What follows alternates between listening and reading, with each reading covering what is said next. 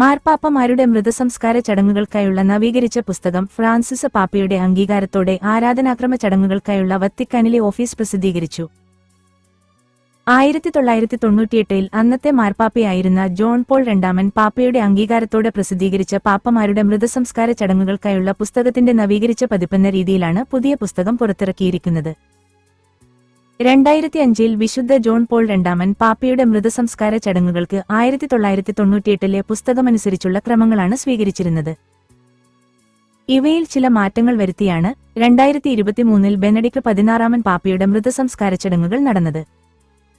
പുതുക്കിയ ക്രമമനുസരിച്ച് മാർപ്പാപ്പയുടെ മുറിയിലല്ല, സ്വകാര്യ ചാപ്പലിൽ വെച്ചായിരിക്കും മരണം സ്ഥിരീകരിക്കുക. മരണശേഷം മൃതശരീരം തുറന്ന പെട്ടിക്കുള്ളിൽ സൂക്ഷിക്കുക. വിശ്വാസികൾക്ക് വണക്കത്തിനായി തുറന്ന പെട്ടിയിൽ തന്നെ പാപ്പയുടെ ശരീരം പ്രദർശിപ്പിക്കുക. മുൻപുണ്ടായിരുന്നതിൽ നിന്ന് വ്യത്യസ്തമായി സൈപ്രസിന്റെയും ഈയത്തിന്റെയും ഓക്കുമരത്തിന്റേതുമായ 3 പെട്ടികളിൽ അടയ്ക്കുന്നത് നിർത്തലാക്കുക തുടങ്ങിയ മാറ്റങ്ങളാണ് പുസ്തകത്തിൽ നിർദ്ദേശിച്ചിരിക്കുന്നത്. പുതിയ ക്രമമനുസരിച്ച് നാഗപ്പെട്ടിക്കുള്ളിലുള്ള തടിപ്പെട്ടിയിലായിരിക്കും പാപ്പായുടെ ഭൗതിക ശരീരം സൂക്ഷിക്കുക.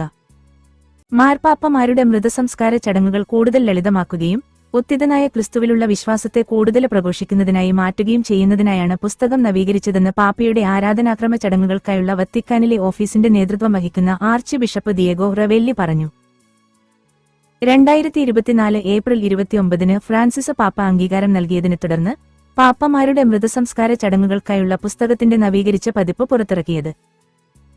നവംബർ 4-ന് ഇതിന്റെ പ്രഥമ കോപ്പി ഫ്രാൻസിസ് പാപ്പയ്ക്ക് കൈമാറിയെന്നും അദ്ദേഹം അറിയിച്ചു.